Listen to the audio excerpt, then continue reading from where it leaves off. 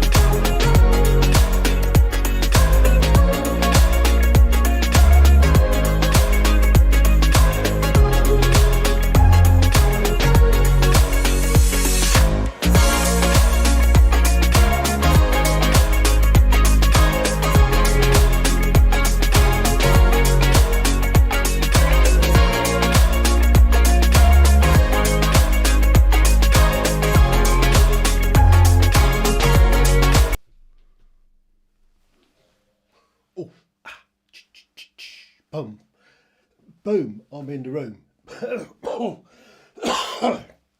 Good evening, welcome. Greetings everybody. Welcome to the Heale Manor. I can only apologise about last week. I'm feeling rough tonight. Last week, I don't even think I was still alive. I was in I was a mess. Absolute mess last week.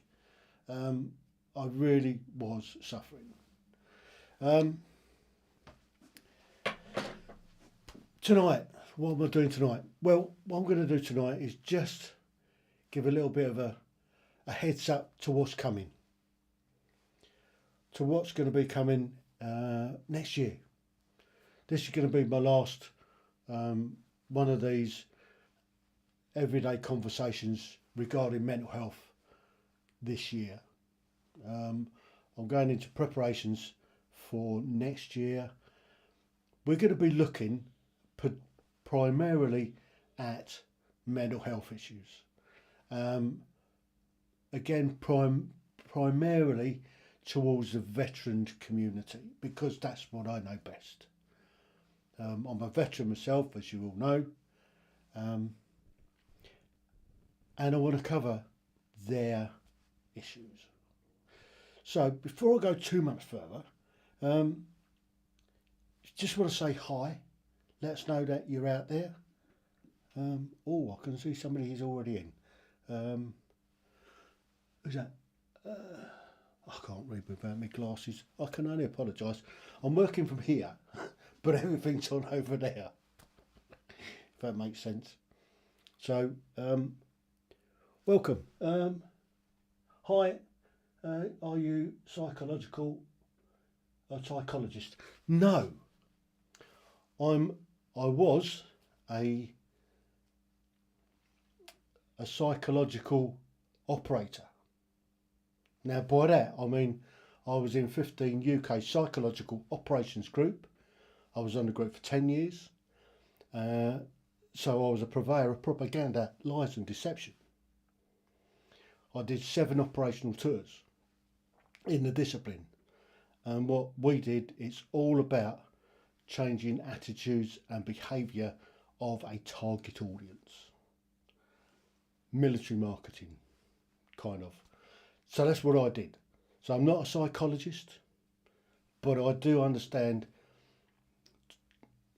target audience analysis, looking at target audiences, and get me head into those guys and to be able to change some attitudes and behaviour.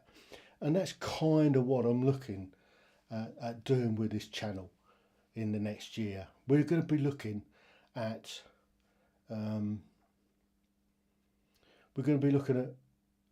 mental health issues. We're going to be looking at stuff like veterans issues, homelessness, loneliness, post-traumatic stress disorder. We're looking at support, where you can get support from, what sort of agencies are out there. We're going to encompass depression. We're going to be looking at all of this stuff that is the wider problems in our communities. I mean, we're going to see an awful lot of mental health issues going forward because we've kind of created it ourselves. But what we're hoping to do is to highlight those issues in our communities. We're looking at getting as many people on board, joining in the conversation that we can. So, we will be looking at everything that surrounds that sort of stuff. Like you're just saying there, parental divorce. Does that mean that you want to divorce your parents? Don't know. But divorce certainly comes into the mental health sphere, particularly for veterans. Veterans quite often find it difficult to adjust when they come back off an operational tour. It's the nature of the beast, unfortunately. Some people adapt very well to it, other people don't. And that's what we're going to be looking at.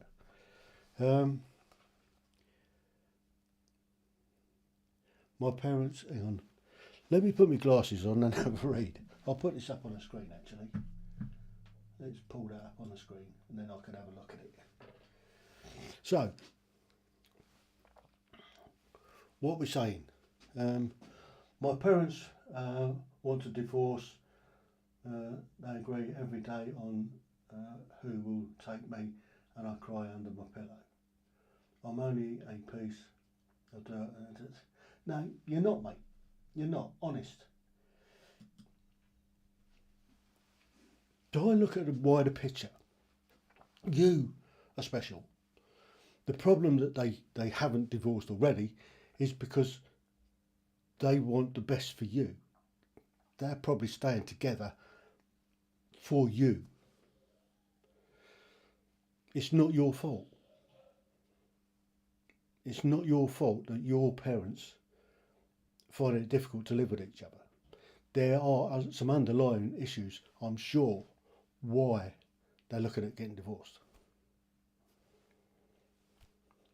But there is help out there. You can find help.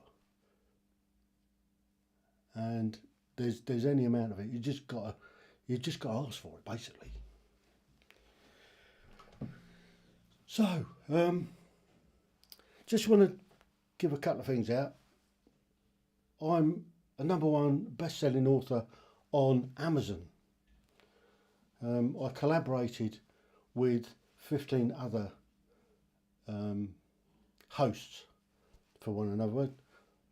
I host a podcast. I've been doing it for a couple of years now. I interview people and have a conversation, and then it goes up onto my channel, onto YouTube.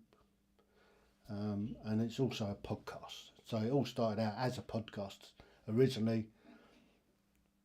Podmatch is a place where I found most people that I've interviewed over the years. It's a great platform. They have an accompanying book for guests. So if you want to be a guest on a podcast, those two books are the books to get. So before I go too much further, okay. Bye. I'm not a psychologist. If you've got problems, go get some help. I have a platform where I'm trying to assist veterans. That's my main focus, veterans. And if you don't want to stick around, don't. Anyway, let's move on. So that's my book. This week we're going to talk bereavement. Tim Heale was a soldier for 44 years. Now he presents a podcast dealing with veterans' issues. His experiences in Iraq and Afghanistan led to him seeking counselling from his GP. I found personally it was a complete and utter waste of time because, yes, the counsellors were really good, but they just didn't understand what I've come through, and they weren't really able to help. That need for specialised help for veterans led to a specific question being added to last year's census. Now the results have been published, we know there are 1.85 million ex-servicemen and women in England and Wales. Crucially, we also know where they live. It's really important to know the number of veterans living in the country so that we know where those people are living, what their needs are, and that the local authorities in those areas can provide the services and meet the needs of those veterans where they're living. When they retire, veterans often prefer to stick to where they've previously been based. It means there's still a support network of former comrades. This group meets regularly near Gosport on the south coast, with its links to the Royal Navy. We walk around towns and things like that, and you bump into people that you serve with and have a good chat and things like that. It is still very much a naval community, this area. But military service often teaches self-reliance, meaning some are reluctant to seek help, even when it's needed. Most people in the military are very proud. It takes a lot of courage to take the first step and step across the threshold asking for help. Once people do, it's absolutely transformational, because we, not just us, but other charities there to help people, and I've seen lives changed in the course of a very short period of time. The message on the eve of Armistice Day: you may no longer be in uniform, but you're not alone. Ian Woods, ITV News.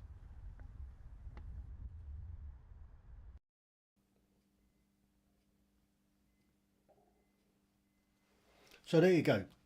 That's something I did just a little while ago on Remembrance. That came out of what happened with the release of the census information. And where I live, it's the largest veteran community in the country. There are more veterans living in this area than there are anywhere else in the country. So, going forward then, that's the sort of thing that we're going to be looking at over the next few months. I'm getting guests lined up from different organisations, different people coming on to talk about different aspects of charity work, about looking at the different sides of mental health, the different sides of homelessness, why veterans particularly end up on the streets, what are the catalysts sometimes, what veterans go through, how veterans transition from being fully functioning soldiers to coming out and then struggling once they get out. It is a struggle. I mean, I had a problem myself, as you saw in that clip. I'd been out a couple of years and I had a bit of a wobble. My mental health was affected by some of the stuff that I've done. So I saw the GP. Because I'd been a welfare officer, I knew exactly what to do. Got in touch with the doctor. He referred me on to iTalk, which was the civilian organisation. Which, yes, they were really good psychologists or whatever they were, but they didn't understand my issues. They didn't understand what I'd been through as a veteran. And unfortunately for me, they weren't able to help. However, having said that, I did talk to some mates that had been through similar stuff and got myself sorted out pretty much. So that's one of the things that we're going to be looking at. We're going to look at loneliness. I mean, loneliness is a killer. We're going to be looking at post-traumatic stress disorder and how it's treated and where you can go. We're going to be looking at different organisations that are out there to help. I've already covered some of them.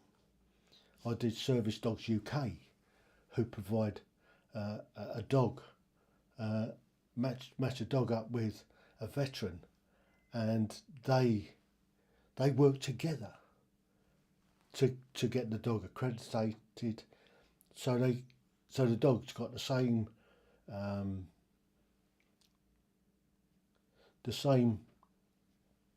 what do you call it, stuff that the same as a guide dog. They've got the same I can't remember what it's called. See, so what happens when you get old, your mind starts going. So that's what we're looking at. I look at Veterans Volunteer Service.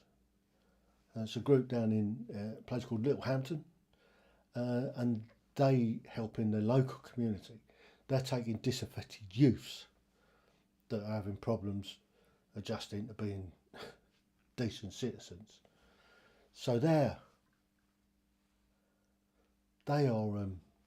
doing an awful lot of work, and they're rolling that out, and hopefully different areas will be able to come in and do similar, using veterans with local youth groups.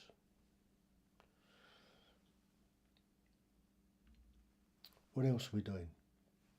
We've got a group here in Gosport that we're hoping to start engaging with the local community and veterans. It's called Conflict Military Museum Gosport. We've now got some premises, we've got loads of stuff. We're now looking at getting volunteers to come in and help to sort this place out. There's a lot of work that needs doing, basically.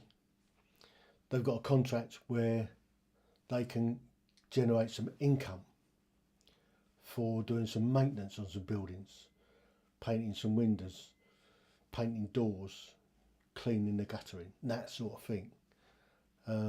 So that's all happening. So that's going to be something that's going forward, and that's going to be using local youths and veterans together. So that's what I've got coming up in the year ahead. So for me, personally,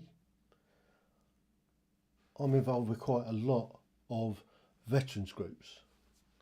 In fact, yesterday I went across to the Isle of Wight to a drop-in centre for the Veterans Outreach Support. I was invited over and had a really good day. There's the headquarters here in Portsmouth is the Royal Maritime Club. They have a drop-in centre once a month. There's they also have tea and stickies on a Thursday that I go to. There's another group that meets on the first Wednesday of the month, Buns and Banter, that I get involved with. and there's the Armed Forces and Veterans Breakfast Club.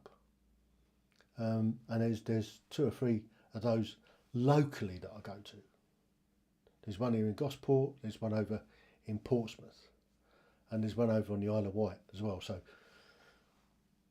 getting involved with those guys, getting those guys involved with other groups that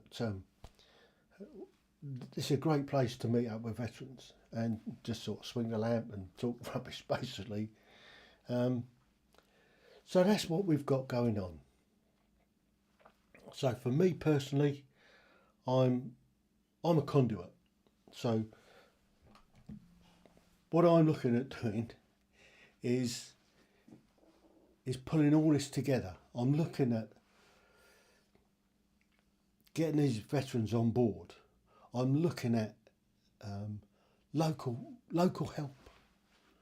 I'm looking at just getting involved with the local community and to drag along as many people as I can along the way, just to make it easier for everybody. And the conversations that we're having around the mental health side of things is just the conduit, the opening line. It's the conversation opener, and that's what it's all about, is getting people involved, getting people talking about it, destigmatising mental health issues. Because at the end of the day, everybody has a little wobble occasionally. We all do. It's the nature of being a human. And that's why we need to get this conversation going. We need to get it out in the open. We need to talk to people about it. And we need to get people talking about it. We did a series of bereavement, and we talked about bereavement, and we had it first hand. I lost my best mate this year. He died falling off the roof.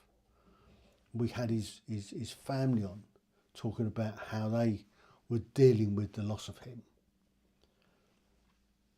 We were talking about suicide, and the rates of suicide in the veterans community is proportionally higher than it is in the civilian population. And we're trying to work out why that is. So these are the sort of things that we're moving forward with. This is the sort of stuff that we're going to be talking about in the coming months. We'll revisit the bereavement side.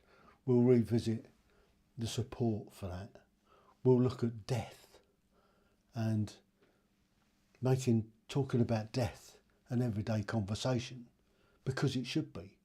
We're all going to die one day, and to be able to talk about it with your loved ones before it happens, and sooner rather than later, not dying, but talking about it, and talking about what you'd like at your funeral.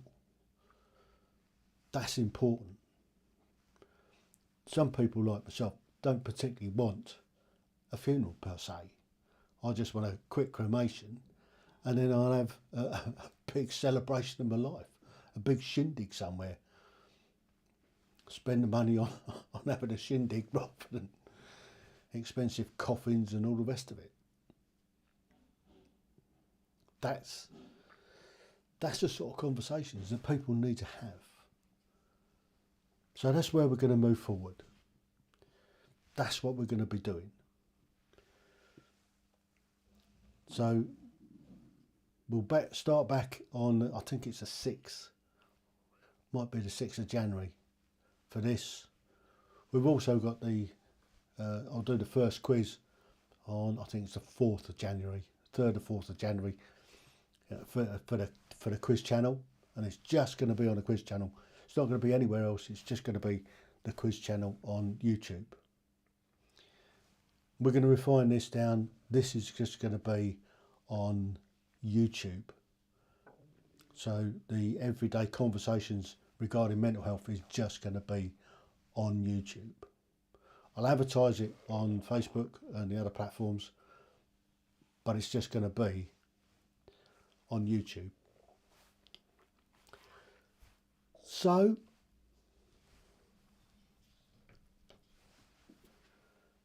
that's what's happening. So if you like what I do and you want to support the channel, you can obviously buy me a coffee. I'm not looking for sponsorship as such, don't need it. I'm happy doing what I'm doing.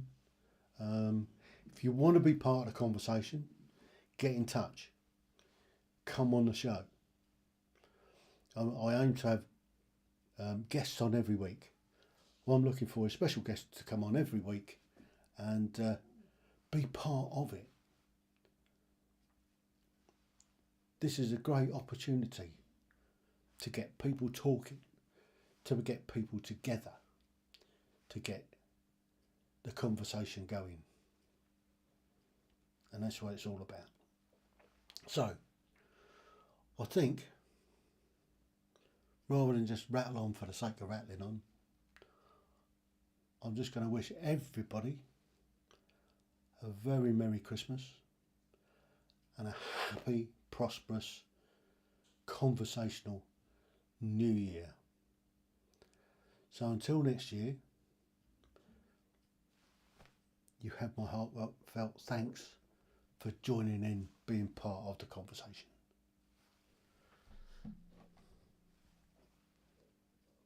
Oh, so I've only had one person pop in the chat as far as I can see. That's it.